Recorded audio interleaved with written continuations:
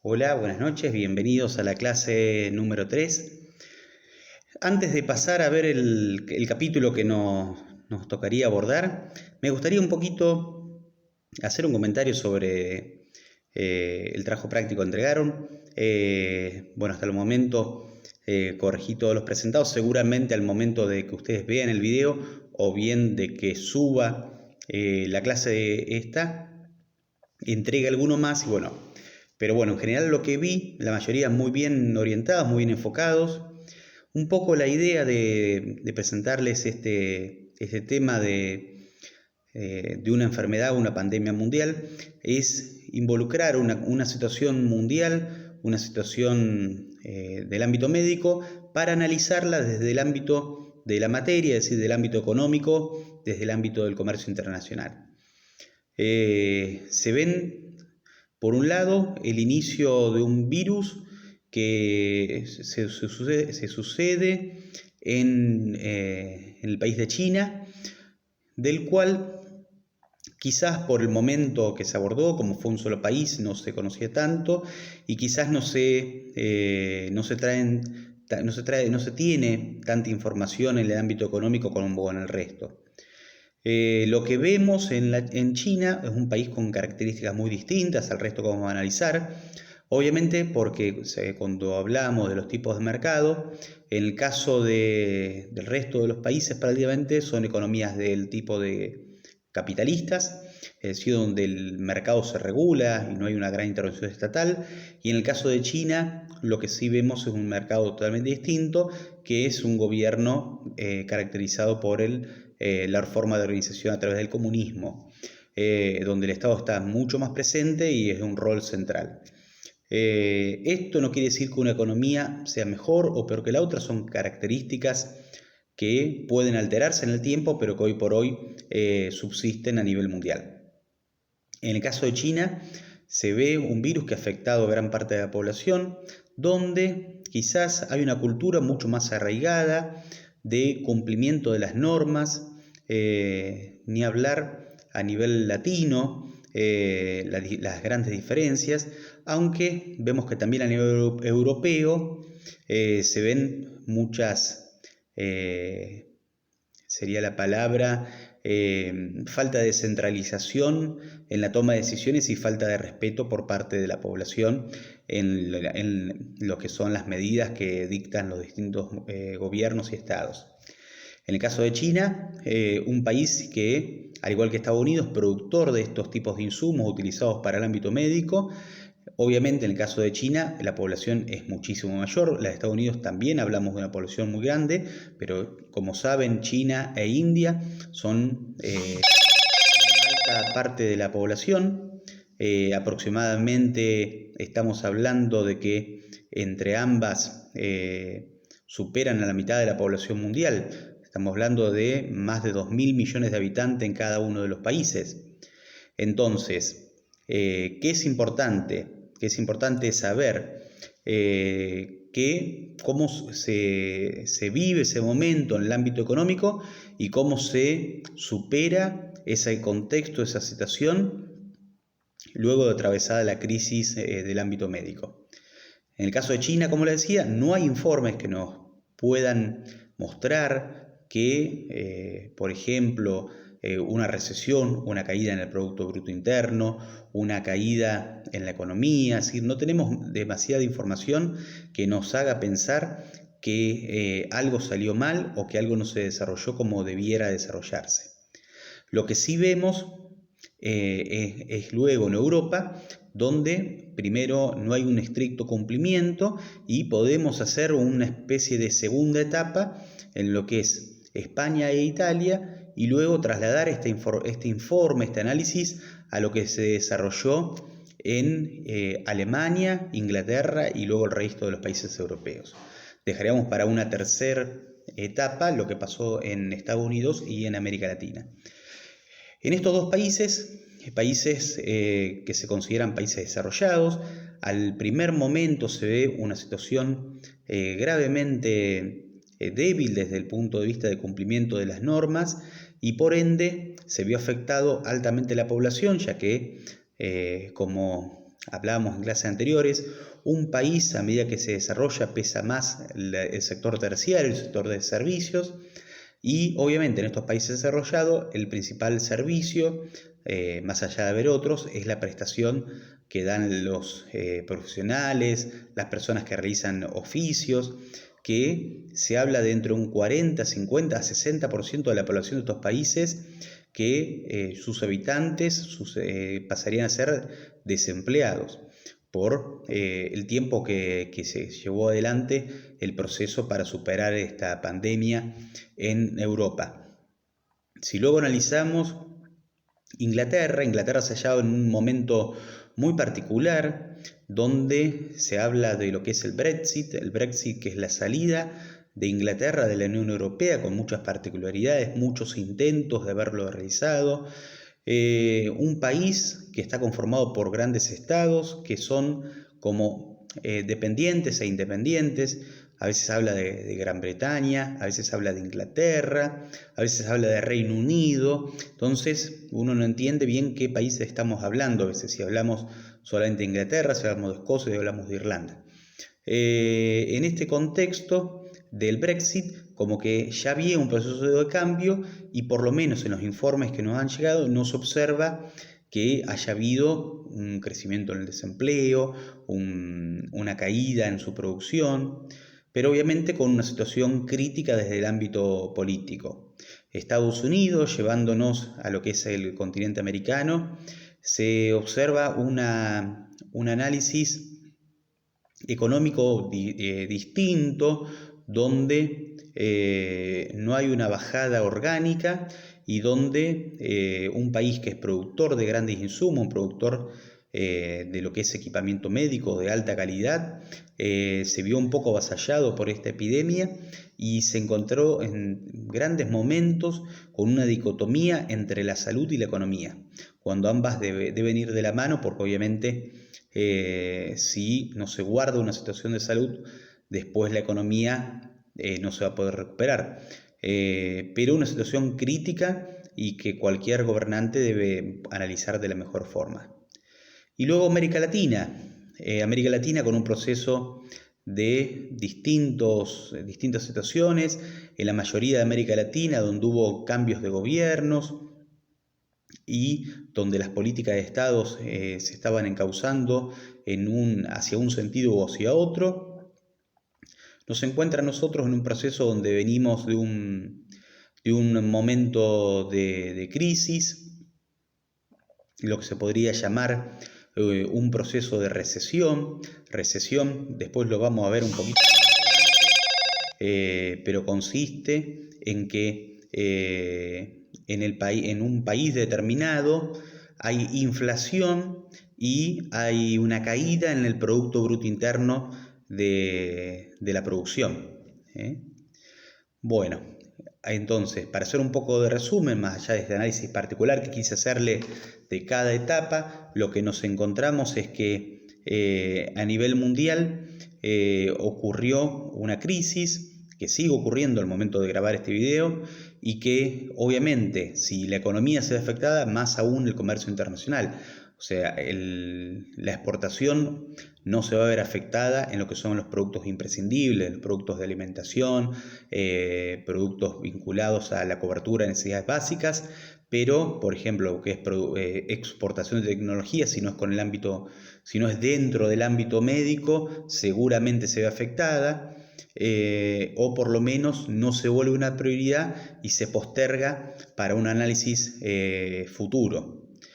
Bueno, a nivel general me gustaron mucho los trabajos que presentaron y ahora sí, luego de este comentario vamos a ver la clase que nos toca ver hoy, que es el capítulo 3. Capítulo 3 es un capítulo bastante breve, por eso me permití tomarme esos minutos para hablar del trabajo práctico que les había encomendado.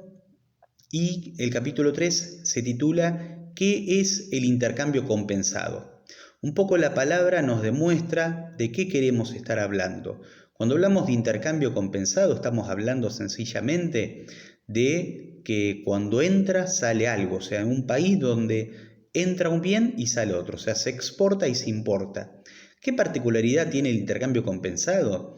La particularidad y característica distintiva es que es un tipo de intercambio donde no se observan situaciones donde intervenga el dinero. O sea, son tipos de intercambio de bienes o servicios, donde se da uno a cambio de otro. Sería uno de los mecanismos de intercambio compensado, pero podríamos así representar como la forma ejemplificativa, es un modelo de trueque, es decir, un bien por un otro, un bien por un servicio por un servicio. Es decir, hay momentos donde cualquier país, cualquier economía transita por situaciones difíciles de afrontar y entonces lo que se acontece es prácticamente un momento de caída de la economía y obviamente cuando cualquier país, cualquier persona no tiene dinero, no tiene recursos, busca distintas alternativas para subsistir, es decir, por ejemplo, lo que ocurrió en nuestro país, no digo que no ocurra o que no haya ocurrido en otro proceso, pero fue un proceso muy visible en el año 2001, el momento de una crisis institucional muy importante para la Argentina, lo que ocurría primero con el tema de las cuasimonedas, es decir, no se le quiso poner otro nombre, pero el tema de los patacones, los lecop, que eran todos títulos de deuda, que representaban una moneda, pero con un carácter poco real, o sea, no tenía un respaldo como lo tiene la moneda de curso legal de reservas que lo respalde, sino que era un título de deuda, es decir, había una promesa de un respaldo al cumplirse un plazo determinado. Es decir, quienes tenían esa moneda, al cumplirse el plazo estipulado, luego podían cambiarla por el dinero de curso legal y recibir un interés a cambio. Entonces, el intercambio compensado, como lo hablamos, es el intercambio sin que arbitre el dinero por medio de ellos. ¿Cómo se caracteriza? Se caracteriza como una forma de llevar adelante situaciones de crisis en una economía, en un país o a nivel mundial.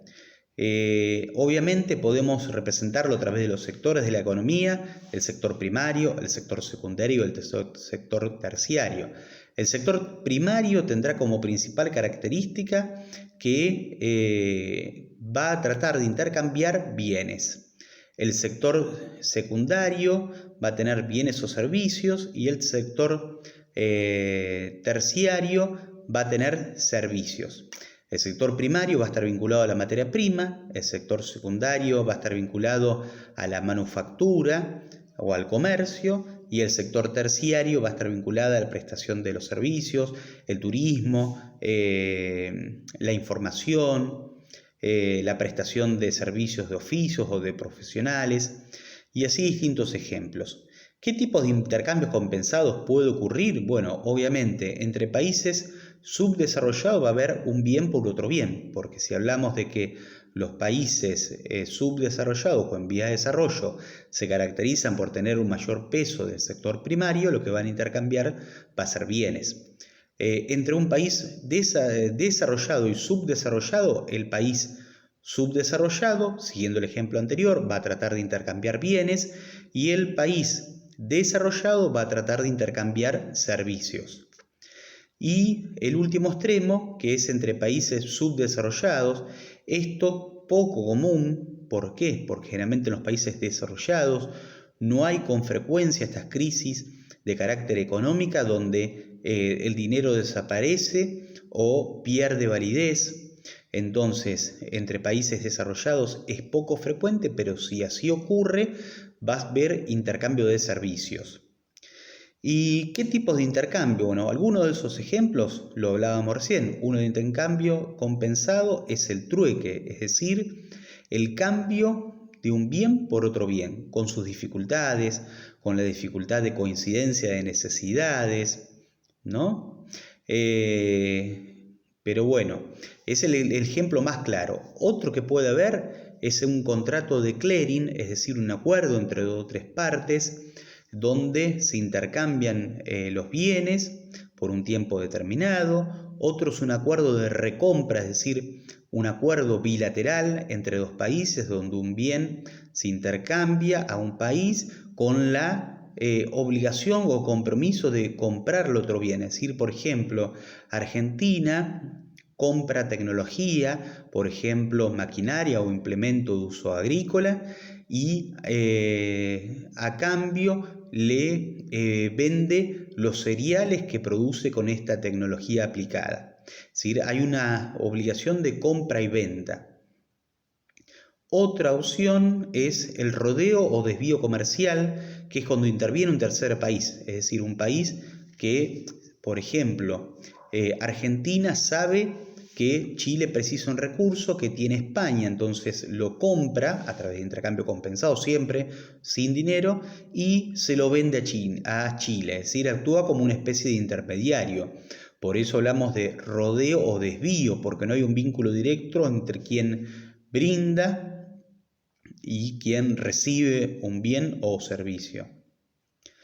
Bueno, y así puede haber otros tipos de ejemplos, estos son los más significativos del intercambio compensado. Como les decía, obviamente sirve en determinados contextos para salir adelante de crisis y luego no puede utilizarse como única forma de economía, ya que tiende a caer en situaciones donde no permite que se desarrolle un país, es decir, si un país intercambia siempre bienes, y bueno, ¿cómo va a aspirar a desarrollar la industria y el comercio? Pero bueno, es una forma de alternativa.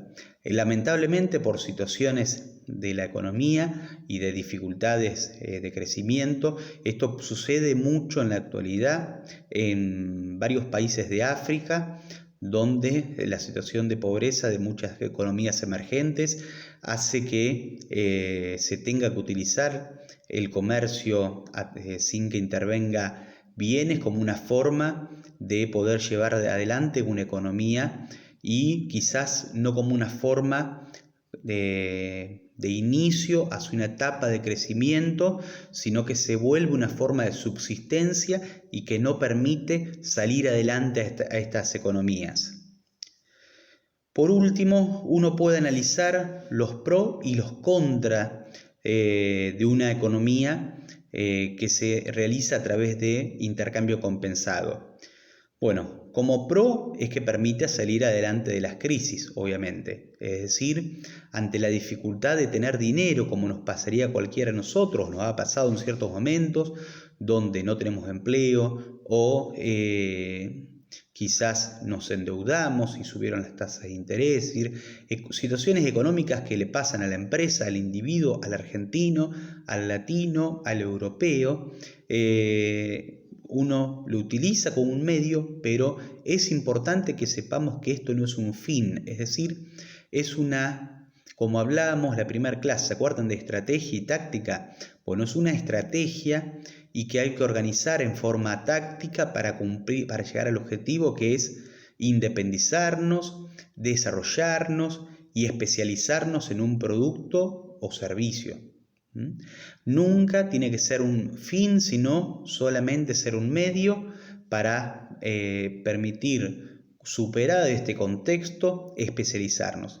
¿Y cuál es la principal contra? Bueno, una de las contras es esto que les decía, que si uno no se especializa, no se desarrolla, no busca otras formas de poder realizar comercio internacional que no sea a través de bienes de intercambio, lo que hace es se vuelve un medio y un fin sin posibilidad de salir adelante. Y la más importante es que si nosotros somos una empresa dentro de un país en vías de desarrollo subdesarrollado y tenemos como fin, por ejemplo, negociar con un país desarrollado, ¿quién va a poner el precio de nuestro producto? Seguramente va a ser el país desarrollado, que va a ser el que se encuentra en mejor situación de negociación. Entonces, el país desarrollado va a valorar justamente nuestra producción y posiblemente no, porque en una economía donde uno trata de obtener el mejor resultado, la mejor rentabilidad de la operación, en que esté en mejores condiciones va a determinar el precio. Por eso siempre hablamos de que en una economía es necesaria la intervención del Estado cuando sí se requiera, que el mercado a veces no puede regularse por sí solo, sino que a veces debe intervenir el Estado para ayudar a las economías y más en economías emergentes. En esto lo vamos a ver un poco más adelante, pero hay organismos internacionales que tratan de evitar esa competencia desleal o esa situación favorable para el país más desarrollado. Se habla mucho de un acuerdo general de aranceles y tarifas que se denomina GATT. Es una sigla que es GATT, que es un acuerdo general de tarifas y que favorece a la nación menos favorecida, es decir, protege a las economías pequeñas o economías que recién se están desarrollando o que quieren desarrollarse, y una economía más desarrollada trata de obtener una ventaja desleal en términos económicos. Bueno, como les decía, y por eso me tomé el tiempo necesario para comentarles el trabajo práctico, este tipo de mecanismos que vemos en el capítulo 3 es un capítulo bastante breve. Ya el capítulo que veamos la clase 4 vuelve a ser un capítulo extenso que probablemente nos lleve 2 clases desarrollarlo, pero bueno, es un capítulo conciso, como les digo siempre y no me canso de repetir. Cualquier duda, consulta, la mandan comentando la bibliografía, en Classroom, por mail o por WhatsApp, la herramienta que les quede más cómodo, que se sientan más seguros de efectuar la consulta. No hay ninguna consulta que no pueda ser respondida o que no pueda ser tratada con la importancia que tiene. Como último, les dejo como tarea que estudien un poquito lo que es el Brexit de Inglaterra. Posiblemente tengan que analizar varias bibliografías para ver en la línea del tiempo cómo ha cambiado desde sus orígenes, pero me gustaría por ahí un trabajito. No es necesario que sea muy extenso, pero que encuentren principalmente en qué situación se encuentra, desde cuándo se busca y bueno, como les decía, por qué se desarrolla y qué consecuencias puede traer. Esto luego se lo voy a subir como tarea para que lo puedan contestar directamente ahí. Bueno, la clase de hoy, como les decía, es un poquito más corta por el tema de que el capítulo lo trato de desarrollar de la mejor forma, pero es un capítulo breve. Y bueno, les deseo que puedan seguir aprendiendo y que culminen bien el día. Muchas gracias.